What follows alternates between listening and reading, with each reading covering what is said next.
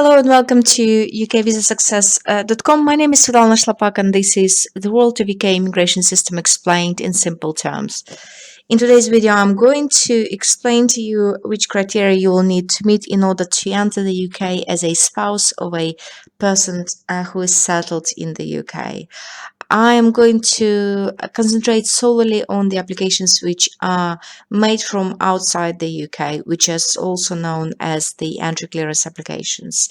And just to give you a general idea, I would like to start with an overview of the requirements.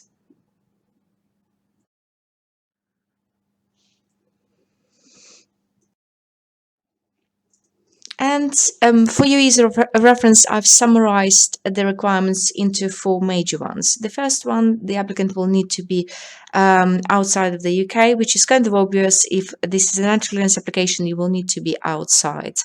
The second one is the applicant must have made a valid application for entry clearance as a partner. The emphasis here is on the correct procedure. So you'll need to submit the correct documents, you will need to pay the fee, you will need to do biometrics, and you will need to complete the correct application form. The third requirement is a very important one. You will need to make sure that you do not fall for refusal under the general grounds for refusal. There are quite a few of them, and in order to save the time here in the video and also for your ease of reference, I made a summary of all the suitability requirements in a separate document which you can all download by clicking on the button which you'll find at my website, which is ukvisasuccess.com, under the topic of the entering the UK as a spouse of a settled person. This is a PDF document and this is completely free of charge. And the last and the most important requirement, which we'll concentrate in more detail here, is the eligibility requirement.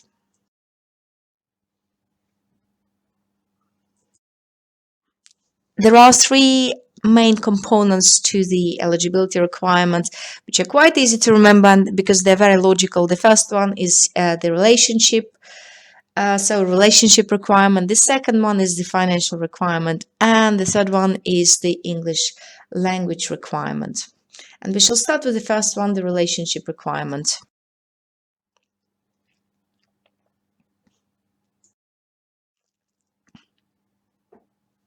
In front of you is a snapshot from my mind map summary. This is a part of the mind map summary, which is summarizing the relationship requirement. You can all download my mind map summary of all the requirements which you'll need to meet if you want to enter the UK as a spouse of a settled person by clicking on the button below the entering the UK as a spouse of a settled person topic at the ukvisasuccess.com website. Okay, the relationship requirements. You will need to be you'll need to prove that you are a spouse of a settled person who is either a British citizen who's got an indefinite leave to remain, or who has a permanent residence in the UK, who is either a refugee or has got a humanitarian protection in the UK. Both applicants will need to be over the age of 18, and they should not be within the prohibited degree of relationship, so they should not be cousins, sisters, etc. There are quite a few of them, which you will be able to have a look if you're interested. If you are in any relationship with a spouse, then you will need to be very careful. And of course, you have met in person. If you think it's funny that they put this requirement, this is actually not, because there were quite a few cases in the past where people would meet each other over the phone, and they will say that we have seen each other by video conference, by the way of video conference, or by looking at each other's photographs, and that's why we would like to. And this is how we got married. This is not allowed in the UK, and therefore you will need to prove that you have met in person and that your relationship is genuine and subsisting, and that you are not in a sham marriage. and that you are officially married, that this marriage is recognized in the country where you got married, and that you are not married to anyone else, and that you have intention of living with each other permanently. And now I would like to discuss the financial requirements with you.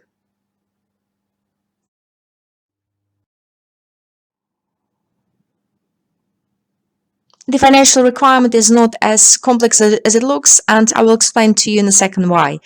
In front of you, you see this is a snapshot from my mind map summary, and as you can see, the applicant will need to show that his spouse earns in excess of £18,600 per year, and if you have any children who under the age of 18 who would like to join you in the UK and who are both visa nationals who are not settled or British, you will need to show that you have, in addition to 18,600, you have at least 3,800 for the first child and 2,400 for each additional child.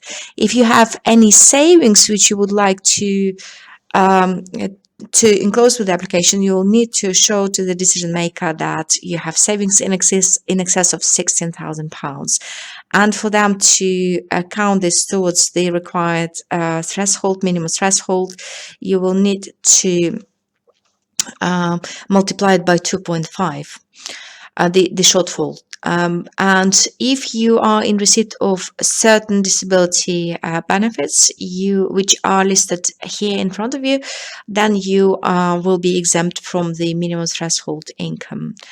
And in addition to the financial requirement, in addition to the maintenance requirement, you'll need to show that you have adequate accommodation, and there will not be additional recourse to public funds, so there won't be any need for your spouse, for yourself, to claim additional benefits as a result of you and possibly your children joining your spouse here in the UK. Adequate, it means that the property will not be overcrowded as a result of you and possibly your children joining the spouse in the UK. And if the children are over the age of 10 and they're of a different gender, if they're boy or girl, you will need to make sure that they both stay in a separate room, and there is a separate room available for you and your spouse's sole use. And for the purposes of entry clearance application, as a spouse of a settled person, sitting room can be counted as a separate bedroom.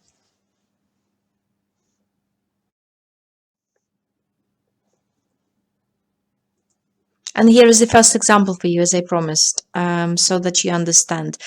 The couple has no income, but they have savings in excess of £70,000. Will they qualify for the entry clearance application as a spouse of a settled person?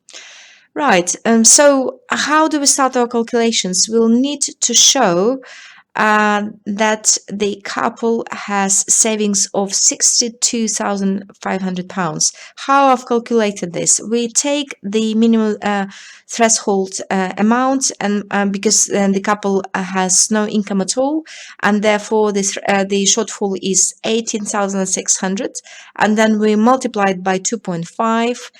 And we add to the amount which we've got, £16,000, because they start taking into consideration your savings only after £16,000. So the minimum threshold is 18,600, and the shortfall in this particular case scenario is exactly this amount, because the couple has no income, multiplied by 2.5 plus 16,000. If you didn't quite get this example, I will give you another one where the couple earns £15,000. Here it is.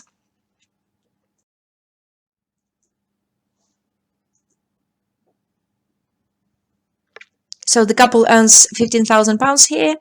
And how much do they need to show? How much they need to have savings in order to meet the minimum threshold? So what we do here, the minimum threshold is 18,600.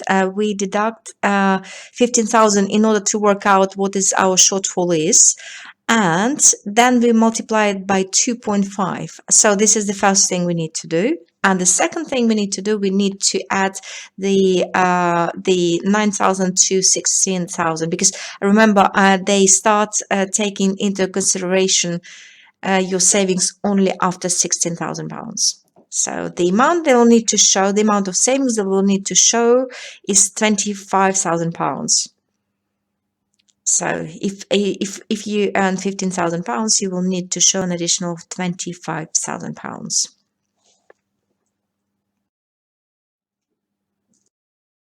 English language requirements. It's a pretty straightforward one. If you are from the majority English speaking country, then you don't need to meet this requirement. You don't need to take any tests, but you'll need to show that you are from this country. And for ease of reference, I made a summary of the countries which you can all download by clicking on the button at my website, which is ukvisasuccess.com. If you are not from the majority English speaking country, then you will need to pass a English language test in speaking and listening at the level of A1 of the Common European Framework of Reference. Or if you started at the equivalent of bachelor degree or above, and the course was taught in English, then this is enough, so you don't need to take a test.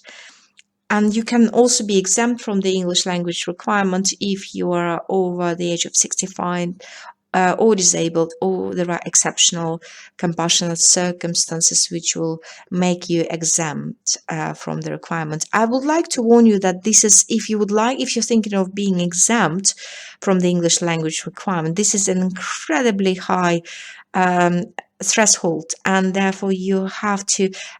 I had clients where the person was disabled and he was not capable of taking the test, but they wanted us to get a letter from the doctor confirming that his incapacity is permanent and he would not be able to take this test in future. And although this client had severe mental health issues, and the doctor, of course, said he was not in the position to provide us with this medical report, which is understandable, that the person will not get cured in future. So unfortunately, this client was unable to be exempt from the English language requirement.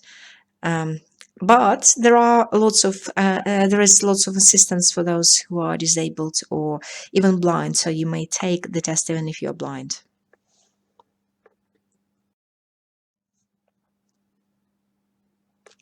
To summarize, in order for someone to succeed as a spouse of a person who is settled in the UK in his or her entry clearance application, they will need to show the following major things. Number one, they will need to show that they are outside of the UK, they made a valid entry clearance application, and they have met the suitability requirements, which is summarized in my mind map summary, and they have met the eligibility requirement, which consists of three major parts: the relationship requirement, the financial requirement, and the English language requirement.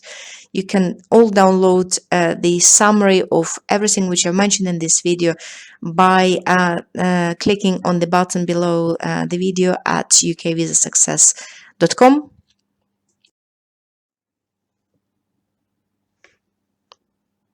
If you're watching this video from outside of ukvisasuccess.com, you're more than welcome to visit this website.